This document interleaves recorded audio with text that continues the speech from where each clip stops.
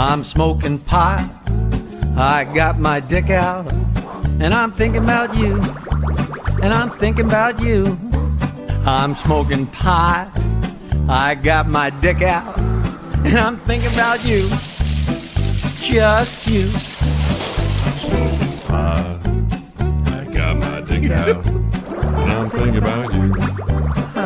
Thinking about you. I'm driving along. I'm singing a song. And I got my dick out. And I'm thinking about you. I drank a six-pack. I took my pants off. Oh, I love you. I love you. I'm smoking pot.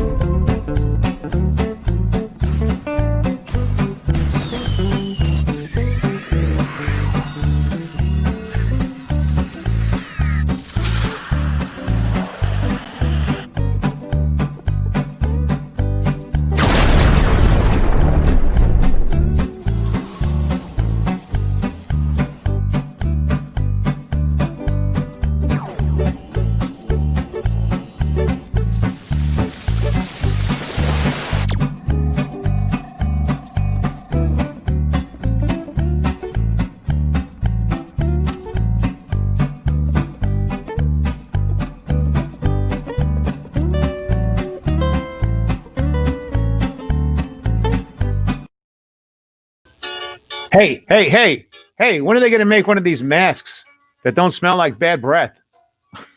This is the perfect ventriloquist thing. I love it. Welcome, guys. Welcome to Stump The Joke Man. Today is October 26th. Boy, is time fly. We're probably up to like 20-something shows already. And I am so happy to be here COVID-free with the wonderful Jackie the Joke Man Martling. And we're a couple days away from Halloween. We have a lot of weird things going on. Politics is a poppin', which we don't do anything about. But Jackie told me he's got a great judge joke tonight, which we're looking forward to hear. And I have a funny Jewish joke that was told to me by my friend about, well, I'll tell you in a few minutes. First, let's bring on the man of the hour, the man that everyone knows and likes, that's starting to look like Peter Gabriel really slowly, very quickly, with a long gray beard. Here he is, the wonderful Jackie, the Joke Man Martling. Come on in. There he is. Hello, my brother. How are you? We got to have that introduction be half as long. And every week, I mean to tell you, it says tonight's show, you got to put an apostrophe. You know what a nut I am for grammar and spelling and all. Every week I say, you got to remember to say to John, tonight's show with the apostrophe. I went to public school. Oh, Jesus. You wouldn't believe who I bumped into on my way back from my eye surgery. Who did you bump into? First of all, I didn't even know you had eye surgery. Oh. Did Barbara have eye surgery, or is she still there? No, if she had got eye surgery, she wouldn't be with me. That's what I was trying to say. What happened with your eyes, first of all? What happened? You're the worst straight man that ever carried a dummy. Hit me. You'll never guess who I bumped into on my way back from eye surgery. Who did you bump into? Everybody. I swear to God, I didn't know you were setting me up. I had no idea. Is that the worst joke you ever heard? And I am the worst straight man. And everybody laughs at that joke. And when I said to my family, my sister said the answer as I got to the end of the setup. And I'm like, oh, you heard that before? She said, no. She's so fast and smart and logical. It just sucks all the humor out of everything. You know? Yeah, but she's sharper than I am. I don't see that coming. She is sharp as a tack. She's great. Katie Dunn, my wonderful sister. And it was my niece's the 23rd is her birthday, but it was her birthday last night. We went over, and she's got twins that are a year and 2 months old, and they are just so spectacular. It just makes my whole life. So I'm a family man right now, except I'm losing my mind. I'm watching this horrible television show. Did you ever get sucked into Designated Survivor? No, I've not. No. Oh, don't. It's one of those shows where in the course of a half hour, you say, that's bullshit 40 times. No, that couldn't have. So enough of that. So I got to tell you this joke. It's got nothing to do with science. I'm waiting. I'll blow you up on the screen. I know you know this joke. I love every joke. So the girl is on the witness stand. She says, I was walking down the sidewalk and he grabbed me and he dragged me in the alley and he lifted up my dress and bent me over a garbage can and pulled down my panties. I can't even remember what happened next. The judge says, make something up. Make something up. I like the way you do it, the way you look like you have your hand in your crotch, like make something up. You can tell. You can tell. So science. What's science? You know, I had scientific jokes in mind. And I remember what they were. You know. Hey, they say Charlie Fish is here. He says you're looking more like Peter and Paul and Mary. One of the, I always get mixed up who, but the one of the, either Peter or Paul graduated from Michigan State University, and I think he was the one that went to jail for pedophilia. Did he really? I didn't know that. Oh yeah. Wait a minute. Didn't Peter, Paul, and Mary sing Puff the Magic Dragon? They absolutely did. That's it's such a great story. Oh, and this is scientific. This is scientific. You know, we should tell some dick jokes first. That's what I'm all in for. So there's 3 med students, Mm-hmm. 3 girls, the med students, and they're walking behind a really old professor. And he's walking really slow with a very weird gait. And the first girl says, look at that. You can tell by the way he's walking that he's got a weak heart and he can't really get enough air to walk. And the second girl says, no, I think he's got dementia and he's kind of not sure where he's going. And the third girl says, no. He's just old and slow, just old and slow. So they catch up with the guy and they tell him what their ideas are, what their hypotheses are. And he says, girls, you're all wrong. You're all wrong. You, I don't have dementia. And no, I'm not so old I can't walk. And no, I'm not lost. I shit my pants. I didn't know the joke. I didn't know it. I love it when I hear a joke I don't know, and my mind is racing. It's not even good. It's a good joke. You want to hear a quick one that I love? I don't know. There's so many variations of this, though. So I really upset my wife during sex last night. I woke her up. I like that. Right to the point. There's not much going on there. Hey, look who's here. It's Charlie Fisher. Right in the middle of an orgasm, I woke up my wife. I called her. Yeah, there you go. Right. Hey, Charlie, how are you? Look at him. He's sitting in there. He's got a different shirt on because people were making fun of him last week. You know, it's the same shirt, different color. I think it's just dirtier. No, it's inside out. That's what it is. No, the shirt's right. Charlie's inside out. Oh, here we got the comments coming in. Good evening, gentlemen. Once again, I apologize for calling you gentlemen. Hey, fuck off, Galasso. So listen to this one. So I always smuggled pot into the Cannes Film Festival. I always had pot. So I'm good friends with Tom Bernard, and he gets me. We go out to Paul Allen's yacht. Wow. We're on Paul Allen's yacht. For people that don't know who's Paul Allen, the creator with Bill Gates of Microsoft, the gazillionaire. Right. He dropped out decades ago, just wanted to enjoy his money. He bought a yacht, and he went on his yacht to Cannes every year just so he could play on the boat with his band, and people could come out. You know, I was dancing next to Jane Fonda. Okay, so that year. They just released the U2 3D movie. I don't know if you remember. There was a U2 3D movie. Sure. And it was the most incredible 3D because usually it's so hokey, and if you're not sitting right in the middle, you know. Right. But the cameras were moving. You were there, and it was like a most spectacular thing. So I go out and I'm on the side of the boat, and I'm talking to this guy, and I said, what do you do? He says, I'm working on the U2 3D movie. I'm on the 3D tech crew. And I'm like, wow. I said, that's cool. And he said, and you're Jack and Joke Man. I said, yeah, you know. And I said, how great would it be if we had a joint? And he said, yeah, right, but we're in France. Don't be ridiculous. So I pull out a joint, and his head explodes, and we start getting stoned. And he tells me a story, and I checked the story on the Google. Nowadays somebody tells you a story. You could check, yeah. The guy that wrote the song, Puff the Magic Dragon, went on to become a developer of film or whatever, and he had a real lot to do with the creation of 3D film. Get out of here. And the way that 3D works, which makes sense once you hear it, the whole thing works off a center line. Like here's a center line, and these two things are here, and then one's a little bit like a hair off. So right. That's how you get the perspective. That's why if you have one eye, you can't see 3D.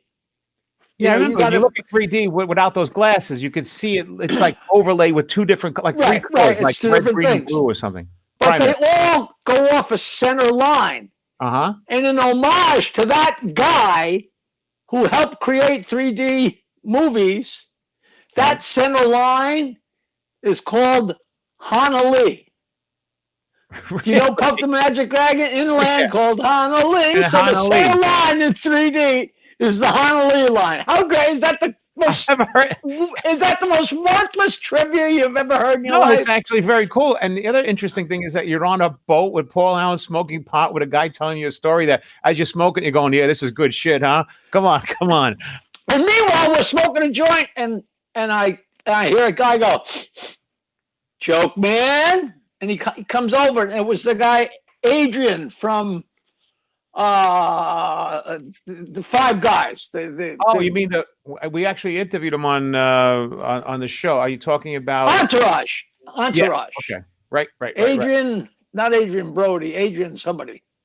But he was a real great kid. I got a great picture of that. We've probably shown that picture in our 14-hour opening, I have actually a bunch of pictures. I was looking at some of these pictures today. I have a picture here. I don't know if, they're actually the first time I met you, believe it or not. And this was the night, I think, because I remember what you were wearing. And that's a little gay. Yeah, it was really gay. I was very gay for you back then. Oh, yeah. Good. I like you.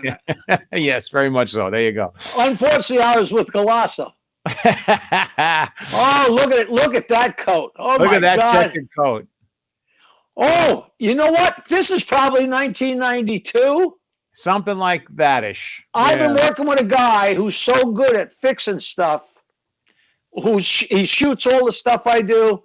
And it turned out, did I tell you about the show at CW Post with Gary? No. And Fred? No. This guy calls me up. He says, Jackie, I don't know if you remember me. Me and Gary and Fred did a show in 1987 at CW Post College, which is right around the corner here. Sure. And the kid booked us, and the college wouldn't give him a big room because he didn't think he'd do good. Right. We had a line around the building, packed it in, and after the show, the kid says, that was great. I love you, man. He said, Jackie, I'd like to come work for you as an intern. The guy has MS, has it bad. Okay. But I'm like, of course. So the guy came and actually worked with me and Nancy's mother and JC, who was part of the Jokeland crew for 6 months, and I guess got his credits or whatever. And of course, we treated him great, and there wasn't much to do except eat barbecue chicken and listen to me laugh at myself. A couple months ago, this guy calls me up. Recently now. Yeah, a couple months ago and says, Jackie, this is Peter Otto. I don't know if you remember me. I have MS. I was the guy who was your intern. I'm like, well, let me just go through the Rolodex of all our interns that had MS and see if I can remember you. I remember you, right? He enjoyed doing that show so much that now he owns 12 movie theaters and he books 100 movie theaters. And I'm like, you got to be kidding! So it was like almost a year ago. I said, I got a documentary coming out. He said, we'll be showing it in all my theaters. And then the COVID hit. Okay. So meanwhile, I said, Peter, not for nothing, but you know how I've got all the shit in my garage. I said, I think I have a VHS copy of that show. And I got it down, but of course it's not going to work. And I gave it to my guy, Ed. Not only do we have it, it's a 2-camera shoot. Oh, it's high-end. Yeah, because that was shot by Perna Communications back in No, this is one of the few that weren't. This was like where we handed. No, this is not at Rascals. This is at CW Post. At CW Post. Like, I think Nancy was backstage with a camera and somebody had a camera. So now I know he can do this. The other day, I gave him a show from 1986 at Mr. Rips. That might even be. Rips. Is that Valley before your comedy? Yeah. Yeah. I'm on stage. I haven't seen it yet, but he said, no, it came out. It's as good a copy. You know, I thought none of these tapes were good anymore. He said, no, it's like you're right there. I got Betamaxes. That's still that's crazy. Yeah. So it's so much fun. So meanwhile, I'm looking at. I got so much crap up here, you know. So you guys. Did you watch the jokes that you were doing in '86? No, I didn't because I'm so scared it's going to be like last night. You know, I used to always say that. Hey, I'll never forget the first time I saw Bob Nelson. How could I forget? I saw it again last night. But that's the same with me. You know, people say, look at all the stuff in your garage. I'm like, yeah, it's all the same joke. You know, I asked Bob Nelson to come on the show, and he didn't want to do it. He don't want to do anything. He didn't want to do anything. I don't know why. I don't know what's going on. Probably because he don't want to be associated with Dirty Jackie. Dirty jokes, because he's a very Christian guy. And I worked with him before, and he was always the nicest man. He has a nice kid. No, he's a sweetheart of a guy. Great guy. Hey, so wait a minute. So you I would want to see. I mean, first of all, I always hate myself. You know, you always hate yourself. You know what? You're so excited to see it. I have it on my Dropbox, and I haven't looked at it yet because I know I'm going to go, oh, you know. You're going to hate it because you hate yourself from the past. You always do. You always think now is better than before, and you don't realize that every phase of growing that glass of milk is good up until it goes bad. It's all good. It's all right. But and in retrospect, in your mind, it was unbelievable wall-to-wall laughter bouncing off the walls, and I'm so scared it's going to be. Is this on? You know. I would love to see that, and I bet you something. You know what's sad? If we're doing the same jokes. Oh, Jesus Christ! If the jokes are some of the same, like 30 years later, we're like, oh, this is not good. We haven't changed. So often somebody sends me a joke, and I say, that's from 1979. What did you expect? You know. Yeah, but for you. So, suddenly, Jackie, this is turning into a therapy session from old comics. Oh, you know, that's what our lives are. You know? Oh, we got people saying hello, ciao, hello, Gianni. Look, I got a lot of people. Gianni Siniscacci, Jesus. Gianni. So, I got one announcement to make. My good friend Sid, there's a charity called Rock and Wrap It Up, where it started off where they collected the food from backstage at rock concerts, like at Jones Beach and stuff. Right. And in 20 years, it's grown to where they get the food after Major League Baseball games, hockey games, football games. What you mean the leftover? TV sets, the leftover, like if there's now it's written into movie contracts. If you want to shoot in Bayville, any leftover food has to be given to, you know, it's grown immense. So he does all these crazy things. And he even came up with an app. And I don't know if we're talking about science. If I have a hamburger and I'm not going to eat it, the optimum thing for me to do is to give it to a homeless person to eat the hamburger. That's good. Okay. But not only that, if I give it to him to eat, that it doesn't go into the garbage. When it goes into the garbage, it gives off CO2. So if somebody eats it, not only does it get eaten and nourish somebody, but the CO2 doesn't go. So it's a win-win. And he has an app. You can actually calculate how much you're saving by saving so much food. At any rate, he does it miraculous crap. They say when cows eat the grass, they give off methane. Don't they give off methane? Yeah, and cow farts are an incredible source of, you know, it's fracking and cow farts. So the bottom line is Sid puts these things together, and he's having a huge concert, a streaming concert on Saturday night, 8 p.m. It's a free concert streaming on nugs.tv. Now, I'd never heard of this, but all the young kids, I guess, this guy started it. For 30 years, he was one of those guys that went to Grateful Dead concerts and recorded the shows. But now it's got this incredibly huge thing where people pay money and you can access any concert in the world from 40 years ago but he's doing this free. He's doing it for Sid. So it's like New Riders of the Purple Sage, the Sons of the Allman Brothers Band, the Zen Tricksters, The Rock, Dwayne The Rock Johnson, Sharon Osbourne's introducing, Phil Lesh from the Grateful Dead, and 10 minutes of me. So that's like I recorded my when's the jokes. date? When is this? Halloween night, 8 o'clock this Saturday. And So give me the you know, website. I'll put it up. What's the website? Nugs.tv. How do you spell that? Nugs. Nugs. Nugs. I never heard of it, but all the kids know. Nugs. In fact, I think it came in one. I think it was really hip in the 90s. And then, you know, I'm so out of the loop, you know. I just No, but I must be out of the loop because I try to be up on all this. Here it is, October 31st, the cheese incident, Halloween at home streaming live on Nugs TV. I never heard of Nugs TV. This is so cool, actually. I'm really. But wait a minute, I don't see. All right, let's see. I'm going to bring up the page. I could bring it up and show everybody here really quick. Oh, you're kidding? Yeah, I could bring anything up here. I'm technically not challenged at the moment. You're a marvel. Yeah, something like that. Let's see what it says here. Let's see if it comes up. All right. Tell me if you could see it. And there you go. And I'll make it a little bit bigger, just like she said. And this is what I'm seeing here right now. Halloween, string cheese incident, 10:30, 10:31, 8 p.m. Swanee Halloween, Hampton Coliseum, Hampton, Virginia, live in Oaks, Florida. Anyway, this is at nugstv.com. I just sent you the... I won't get that, but this Nugs TV. It shows all the upcoming stuff that's going to be on here. Metallica, Jamie Watt and the Minx, Animal Collective. Wow, really very cool. That's really cool, Jackie. You're going to go do 10 minutes? I did it already. I recorded it already. Oh, there it is. Oh, cool. Okay, well, let's let people know. Go to nugs.tv. You want to check that out. We will rock and Rap You concert. Rock and Wrap It Up is the name of the charity. Very cool. Very Rock cool. and Wrap It Up. Now I hope we didn't get bumped since then. You know, I'm sure they'll promote it more when it gets time, but it's advertised all over the damn place. Mm-hmm. And Sid is just the greatest. He's also a DNA guy. He's also the guy that came up with the whole idea of measuring home runs. I mean, this guy is beyond interesting. Who thinks about stuff like that? Who thinks about that? Yeah, he was working with microbes and the distance between microbes and atoms or something. He said, "Oh, this did wind up being a science show."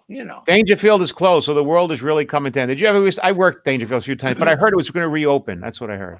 Somewhere else. That is, well, I hope that they're saving that marquee out front. That should be saved and put up somewhere in New York City or in some restaurant or in the Hard Rock Cafe. In Jokeland. Jokeland.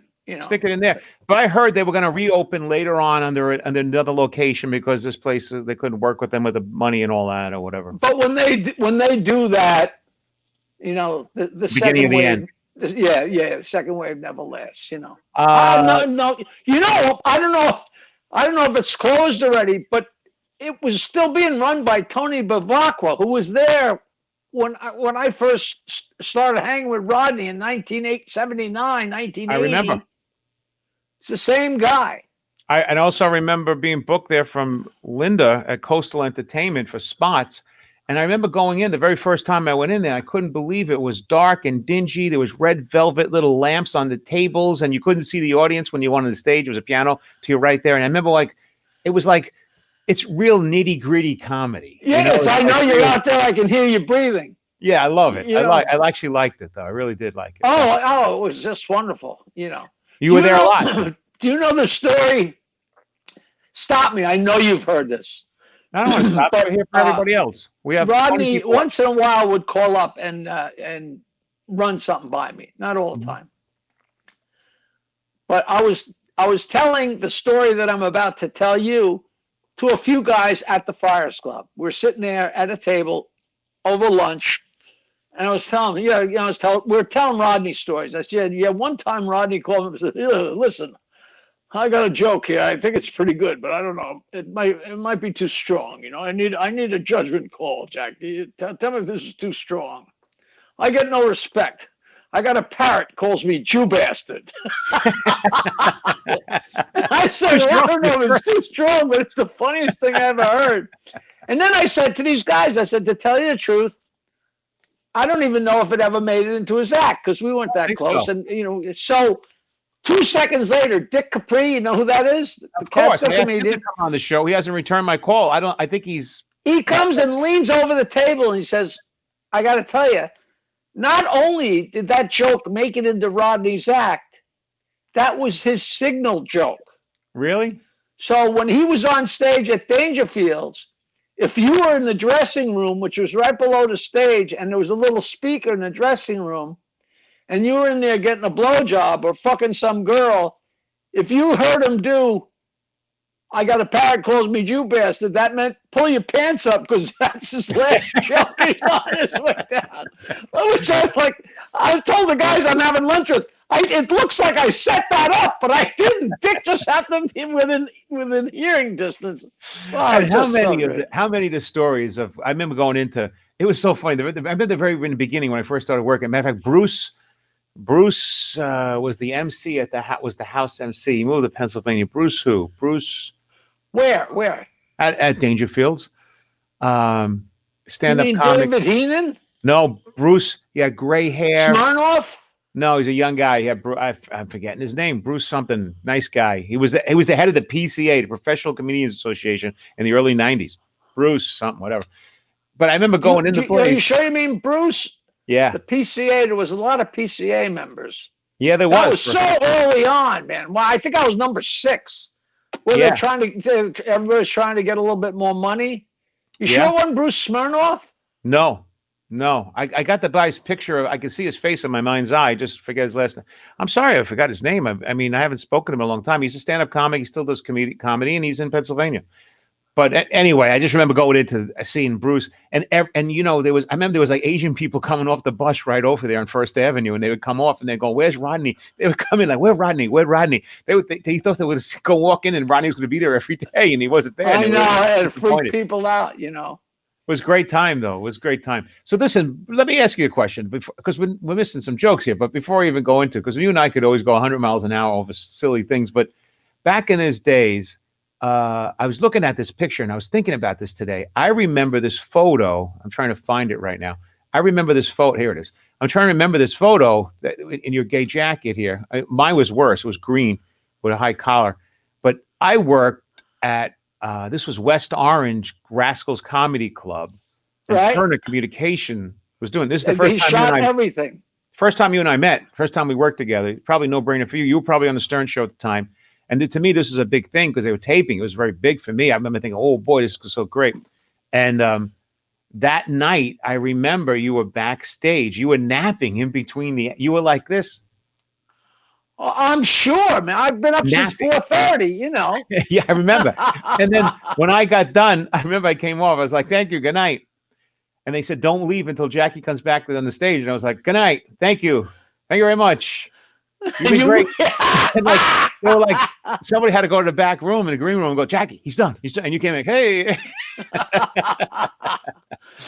I'll tell you the exact opposite of that. We were working one night, and I think it was some kind of anniversary show, and everybody was supposed to do 10 minutes, 20 minutes, whatever it was. But I think the minimum was like 15 or 20 minutes. Maybe it was 20 minutes. And I really wasn't a cocaine guy. I didn't do it much. I would do it if somebody else had it, you know, whatever. And I was hosting. And I introduced Bobby Collins. And Rascals, you know, you're in the front. And then when you get off stage, you walk all the way to the left, all the way along the side, all the way across the back. And that's where the office was. But that's the way. It was quite a traverse to get to the front. Yes. So I get to the back, and they're celebrating because it's an anniversary, and Mark's got a huge pile of Coke, and I never really do Coke. But I'm like, what? And they put out all these big and I snorted more cocaine than I would ever do. And I guess Collins either bombed, or he didn't like the crowd, or he just said, hey, this is free. What do I care? And all of a sudden, so I snorted all this Coke, and he's like, I got to go. And he bails. And I'm like, holy shit. So not only did I just do this coke, I ran the length of, because there was no signal from me. So I ran the length of the back, ran to the front, so I sprinted the perimeter of Rascals. And when I hit the stage, whoa! You know, the rush of the coke, I thought I had gone out. I'm staring at the people like, because I just wasn't used to that. Because that's the craziest thing you can do is do that kind of exercise right after. It's a miracle I didn't die of a heart attack, you know. Right. That was so much fun, that place. Oh, my God. It was a great place. And so was the one at the Shore. The Shore was a great comedy club as well. That was so terrific. Oh, here I go. My friend just said, this is Sam Ash. Bring back Rodney and screw the marquee. You're right. He's saying that most people don't even know he was Jewish. Is that true? Uh-huh. By the way, this guy, Sam Ash, is a friend of mine. Jacob Cohen. You're right. Very good. Very good. It's so funny. They asked me to do a little quick piece. They were having a holiday party for Hebe magazine. There was, I don't know if you know, there was an actual magazine named Hebe, Heeb, but it was Jewish guys, and it was called Hebe, which I never got over. And I said, yeah, I'll come. And it was down at Joe's, whatever it's called, that really nice place, Joe's, not Joe's Cafe, whatever it's called. And they said, everybody gets up and tells a 5 or 10 minute story about a Jewish friend. And I got up and said, well, I want to talk about my Jewish friend, Jacob Cohen. Right. And they're like, yeah. And then I explained it. It went from, Jacob Cohen to Jack Cohen to Jack Roy to Rodney Dangerfield, So funny. This friend of mine, Sam, told me this Jewish joke, which I thought, even though tonight's science and sex, but it's now, is that Sam Ash anything to do with Sam Ash? No. Because I know Sam Ash. This is not the original Sam. This is the Sam, not the store Sam Ash. Okay, because there's a Sam Ash who had 2 kids, and then they had a kid named Sam. Sammy Ash is. Oh, I wonder. Is the grandson. Good guy, and that's this guy is one of my favorites. Ash along the line. You must have met this woman, Carrie Ash. So this is a different Sam Ash. He's very clever. This guy. He's a very clever guy. He's one of my. I like him because he's so clever. He's into marketing and stuff. He markets things. And he told me this joke the other day.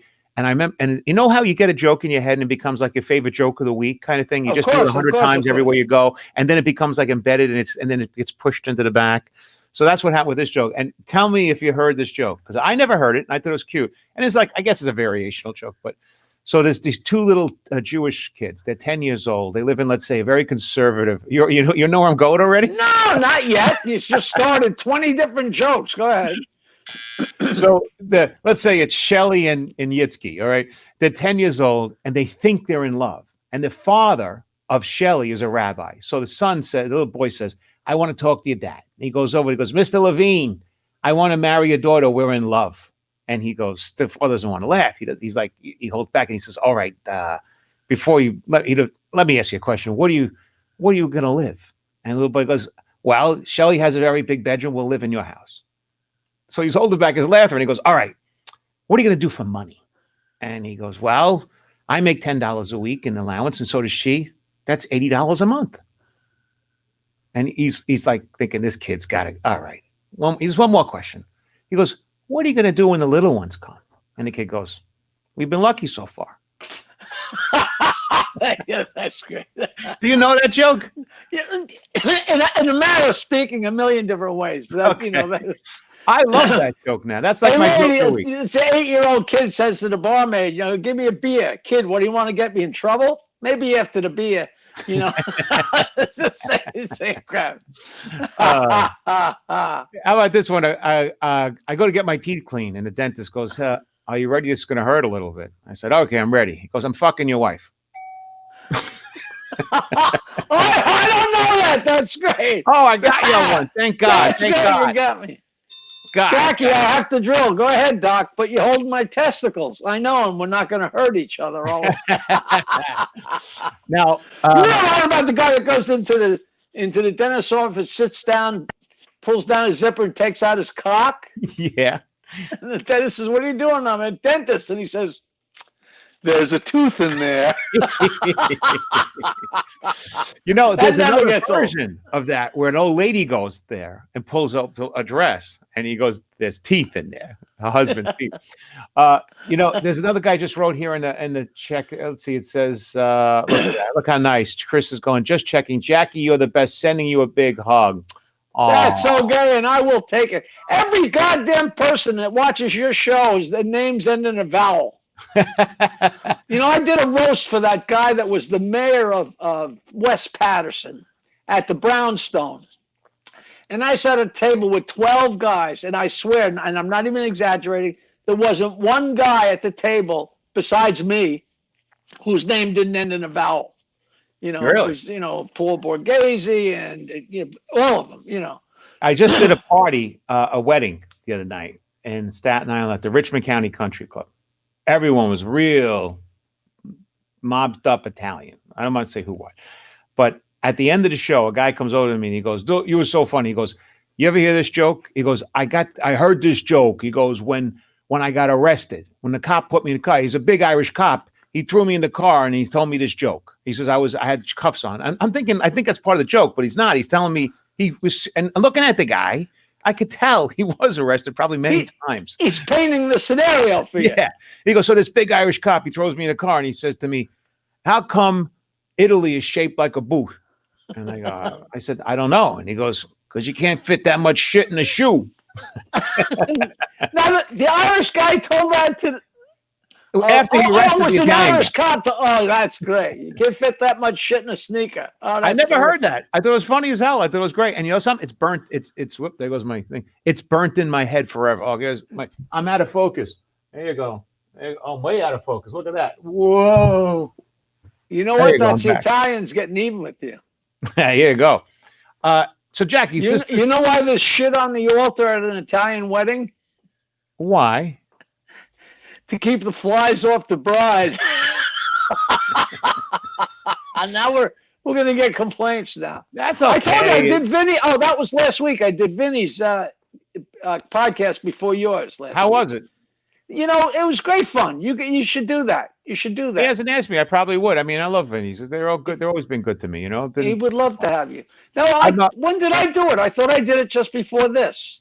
I don't know. I think you did something else. Then you, I don't know. Anyway, they want you and I to do a show on Comedy Flow. Nice guy. I did it once before, and he said, "Would you, Jackie, come on?" And you said, "Yeah." And I said, "Yeah." And he said, "Okay, let's do it."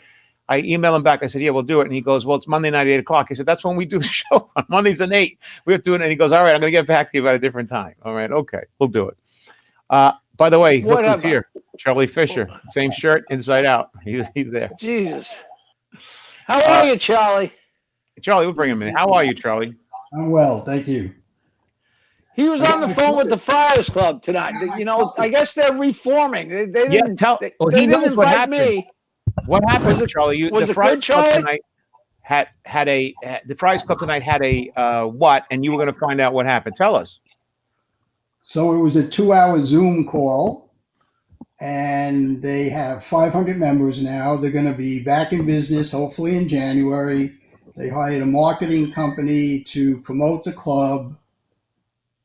Same old, you know. You know, if they just had the members and told the members what was going on, we could tell people. Well, who are they that's going to the market thing. to? They're What, going are they going to go running up and down a synagogue? You know, or that they should actually maybe raffle off the remains of Joey Adams. Do you know? Do you know what they did to who did that to him? I'm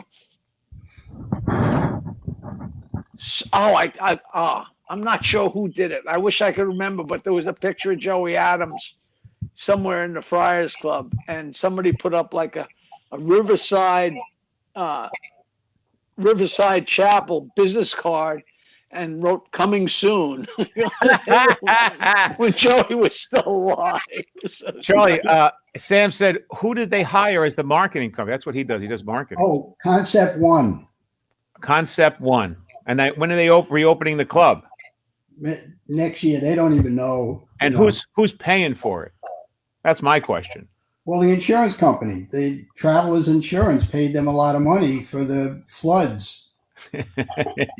You know, did we have this conversation, John, about Faintly. this? The oldest joke in the world is the two Jewish guys that run into each other in Miami Beach. Okay. And the first guy says to the second guy, "Why are you here?" He says, "Well, I had a terrible fire. Wiped me out, destroyed my business. And I figured, am I going to start again? So I took the insurance money and I moved down here. How about you?" He says, "Well, I lost my business. There was a huge flood and they wiped me out, took my building." I said, "What, am I going to start again?" "I took the insurance money and moved down here." And the first guy says, "How do you start a flood?" And the Friars Club is in the middle of Manhattan on 55th Street, and they had a flood. And now they got the insurance money. It's like you couldn't make it up. I think the staff is on the water. There's my other friend, Ron. Hey, no, this is No Filter Ron. This is the only guy this is a very good friend of mine. This is my brother. So he comes on the air one night with us and uses the N-word because he just doesn't know what he's talking about. No, please. No Filter Ron.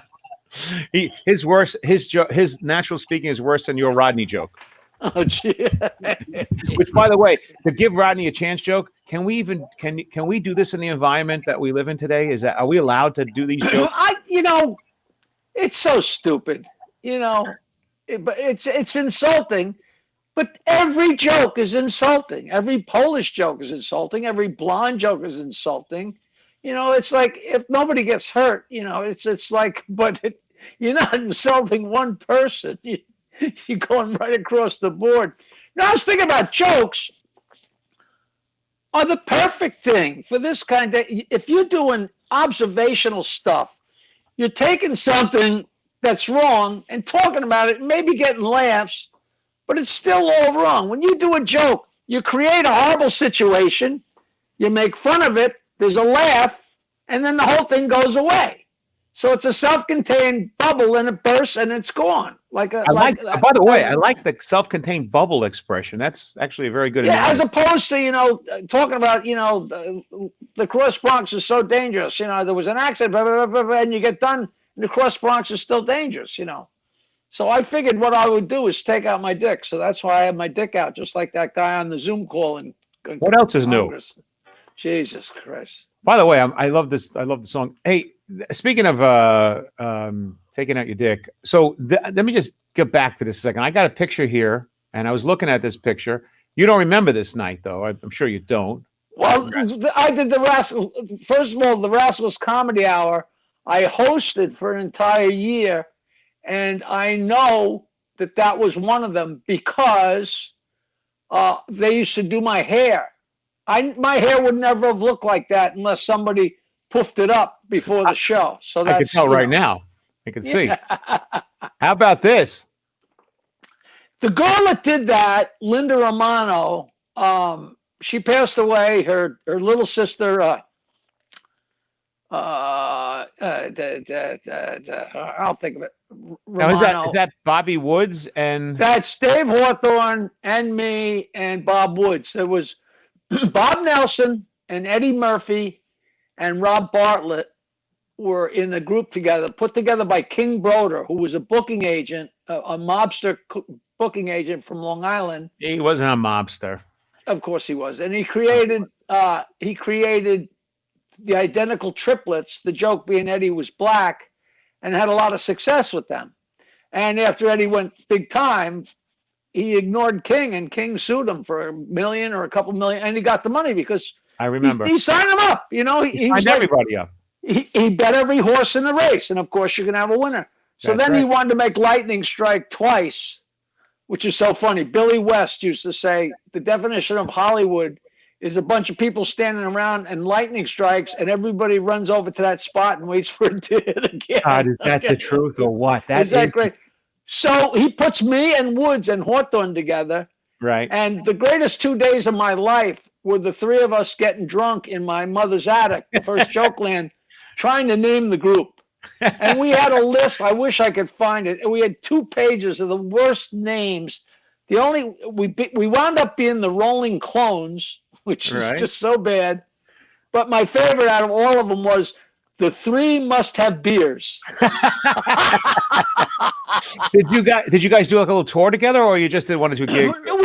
We did a couple of shows, like there's one great picture of me and Eddie Murphy and Rob Bartlett on stage at the East Side Comedy Club, and that was from the night of the first annual Rolling Clones Awards show, the one and only, and we just gave out awards for anything was an excuse to have fun back then, but Hey, we question. didn't get anywhere. We didn't do it, Well, nothing we're all, special about us. everyone just tries to put the stuff. By the way, I just got somebody texted me a message here a little earlier asking you a question, and I can't answer it, but let's see. Where is it? Here it is.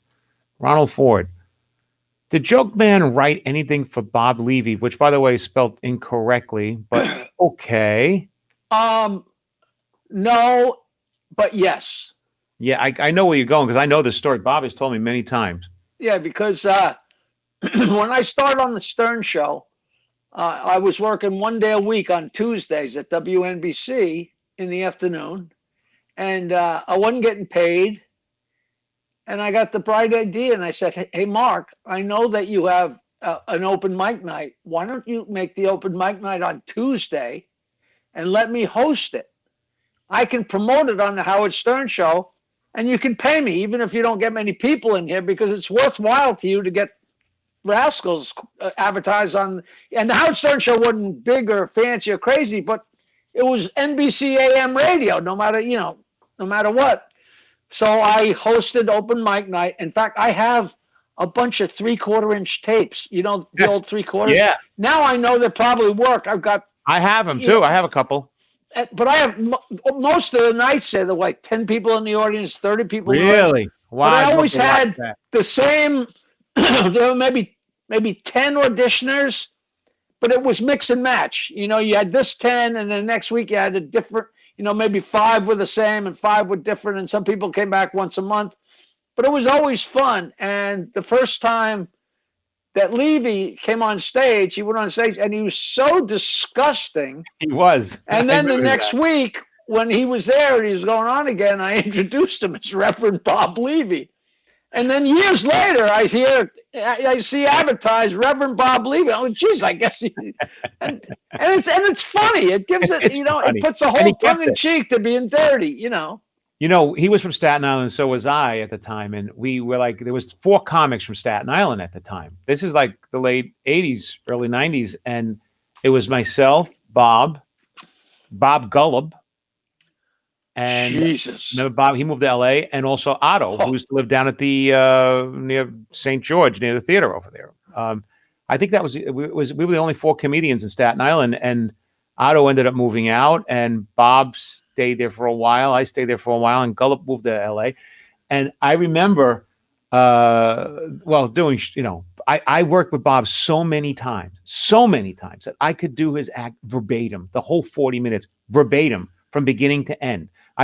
In character, and it was really so funny. We worked together so much that we just knew each other's act, kind of. It's really funny. We were on the road together in like 1989 or 3. Oh, that early. He rode in maybe 83, whatever. Later, but way early. I mean, way early enough because I didn't do the road really, but we worked like Columbia, Georgia, and whatever, 2 or 3 of like Atlanta, Columbia, where you did the the gigs, and then you drove to the next one, and oh my God, I mean, I had like claw marks in the windows, and he's a nice guy, but he's a great guy, and he was edgy at that time. He was pushing it, and I got to say, and he was one of the funniest guys I know. He was very clever. He was always very clever. He wrote a joke for me once. To this day, I still do. I mean, a great line. Comedy is such a strange game. People don't realize, and I look back at those. We spent 3 weeks together in Canada, working for a company and going every night, driving 300 miles and coming back in the middle of nowhere, Canada. We went to Sudbury, which was like 8 hours north of Toronto or something. I don't know. And then back down in one-nighters. And I remember we lived in a guy's basement, took a shower in this guy's house. And it was just really, We were doing that, doing shots, drinking at night, and hanging out in the base, sleeping late, throwing The up. Formula days. There was a gig down in Richmond, Virginia, where the comic stayed in one of the waitress's apartments. Forget a condo. The waitress is on the couch. Like no. I said it before too. I remember going in like where some of those comedy condos. This turned into a conversation instead of jokes, but I do remember going in where the bed sheets were so hard you could crack them with a stick. They would crack up into pieces. I would go in and take off all the bed sheets, everything off the floor, and turn them upside down and walk with only shoes to lay on the bed, Right. So You fold the sheets with a hammer. I sometimes I tell stories. This happened. I got a couple stories where this happened so long ago that there was still a telephone in the comedy condo. That after 6 months or a year, there was never a phone in the comedy condo. The comics would call Europe and stay on the phone. And they ruined it for everybody because I remember everybody ruined it for everybody. You know who was ruining it on the road for me a lot? A lot of people. Otto ruined it for me on the road. Number one, because they would say, "Oh, you like Otto?" And I go, "A little bit, but cleaner," and they hang up on me. Because or it was Angel Salazar. I would go in and they would go, Salazar was here. He was trying to bang all the waitresses. He was doing this. He's ordering food to his friends. And I'm like, I'm just going to come and do my gig. I'm leaving. I'm not looking. Oh, you better not be like this guy. You better leave the waitresses alone. And I'm like, I'm not into the waitresses. When you go in after the wrong guy, they think you're going to walk in and lean over and pull a Trump and stick your finger in him. Hey, let's get back. We only got 8 minutes left. Let's get back to the jokes. I'm ready. We're all good. So a guy, tell me if I tell you, this is so stupid. I love it. Doesn't matter. A guy's in the museum and he's looking at a dinosaur. Mm-hmm. And he says to the guard, "How old is that dinosaur?" And the guard says, 66 million years, 4 years, and 6 months. He says, "How can you be that exact?" And he says, "Well, when I started working here, they were 66 million years old, and I've been here 4 months and 4 days." That's really stupid. It never ceases to amaze me, though, that you pull jokes out that I didn't hear. And I try. You think even if you know the premise, you think that you're gonna, it gets you every time. All right, look, a man and a woman have been married for like 30 years, and in those 30 years, they left the lights off every time they're having sex. Every single time, lights off. Now, he's like really embarrassed and scared because he didn't think he could please her. So he got this big dildo and he would just use it on her constantly, night after night after night. She had no clue. So one day they're having sex and she just flips on the light. And she goes, "Aha, I knew it, you asshole. Explain to me that dildo right now." And he goes, "Hey, explain to me the kids." Good joke. Fun joke. Nothing to do with science, I don't believe. So the old guy says to his wife, she says, "It's our 40th anniversary. Why don't we go to the same bar where we met?" She says, "Okay, it sounds like fun." So they go to the bar where they met, and they start having a few drinks. He says, you remember the night we met?" She says, "Oh yeah." He says, "Yeah, I took you out in the back and I gave you a good fucking." She says, "Yeah. Well, say we give it another go for the old days." She said, "That sounds great." So meanwhile, the guy sitting kind of close to him, and he hears this conversation. He's like, "Hey, he got to see this, right?" So the old couple goes out back, and the old guy turns her around, leans her over the fence, and lifts up her skirt and pulls down her panties and starts fucking her. And next thing you know, these two old guys, this old couple is going berserk. Jumping around. He's fucking her like a college kid. They're going berserk for a couple minutes. And then they just fall on the ground in exhaustion. And the other guy comes over and says, "I can't believe it. You people have to be 80 years old. Holy Christ. Is this what it was like 40 years ago when you did this?" And the guy says, "No, back 40 years ago, this fence wasn't electrified." Damn, I did hear that. I didn't see it coming. All right. It's good. I like it. That ain't bad. All right. There's a teacher. Teacher's teaching a science class about the female anatomy and anatomy, and he says, "This is a vagina." He goes, "This is a clitoris, and this is an anus. Any questions?" And the student says, "Yes. Can I put my pants back on, please?" That's good. Is it good? I don't know that. I don't Get know out that. of here! I got to remember that. I'll send it to you. I'll send you my list. Whenever who's Nino Giamo? We used to have oral sex every night, and as we get older, we still do, except we talk about it.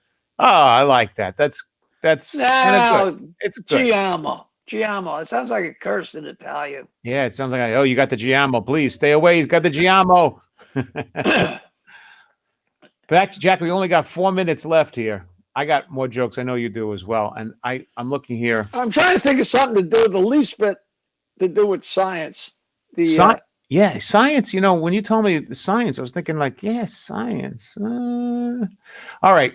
I don't love the science. So there's a young couple, newlywed. You know the Polish guy that said to his science teacher, he says, "I'm going to be very famous when I get older."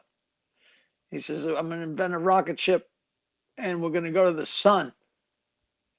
Okay. The science teacher says, "What are you, a moron? You can't go to the sun. You'll burn up." He said, "No, we're going to go at night." Which is just the worst. It's the worst joke in the world. And Sam will notice there's a Jewish joke about that, about lighting a match during Shabbos or Shabbat on Friday nights that you can't light a match. There's a friend of mine told me this joke. I'm not going to tell this to everyone because I don't think they're going to understand it, but it's about lighting a match on Shabbat.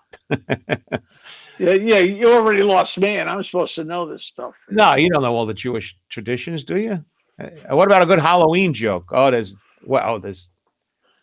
the? What are you supposed to be, kid? I'm a pirate. Where are your Buccaneers? Under my fucking hat. That's always a class. That's a great joke. All right, a newlywed couple. They want to join a church. So the pastor says to them, "Listen, we have special requirements for the parishioners here. You must abstain from having sex for 2 weeks." So the couple agrees, and they come back again in 2 weeks. The pastor says, "Well, were you able to get through the 2 weeks without being intimate?" And they go, "Pastor, I'm afraid we weren't able to have sex for almost 2 weeks." Pastor goes, "What happened?" Because, well, my wife was reaching for a can of corn at the top shelf, and it dropped down. And when she bent over to pick it up, I was overcome with lust, and I just took advantage of her. And the priest says, "You understand, of course, this means you'll not be welcome in our church." And he goes, "That's okay. We're not welcome in the grocery store anymore either." I know it's a long way to go on that. So a kid goes to the confessional, and he says, "Father, I think maybe I got a problem. I jerk off all the time. I wake up in the morning, I jerk off, and then I jerk off at school, and then I jerk off during lunch, and after school I jerk off, and then I jerk off at night. Then I jerk off when I get in bed. I just jerk off and jerk off and jerk off." He says, "Son, you better go out, say a few Hail Marys and a few Our Fathers, and I'll talk to you. Go out and sit in one of the pews." So the kid goes out to sit in one of the pews, and there's a lady out there who is there to see the priest, and she baked the priest a bunch of brownies, and she puts the box of brownies on the seat, and she goes in and says, "Father, I was a bad girl. I was thinking very dirty thoughts when I was having sex with my husband." And he says, "Well, that's okay. That's not bad. Just say a few Hail Marys and all will be fine." She says, "Oh, and Father, I have something for you." And he says, "Oh, okay." And they go out, and she says, "I baked these especially for you, Father." And she opens up the box, and the box is empty. And she says, "I baked you a box full of brownies. Where are the brownies?" And the kid's sitting there, and the kid says, "I ate them." The priest says, "You ate them?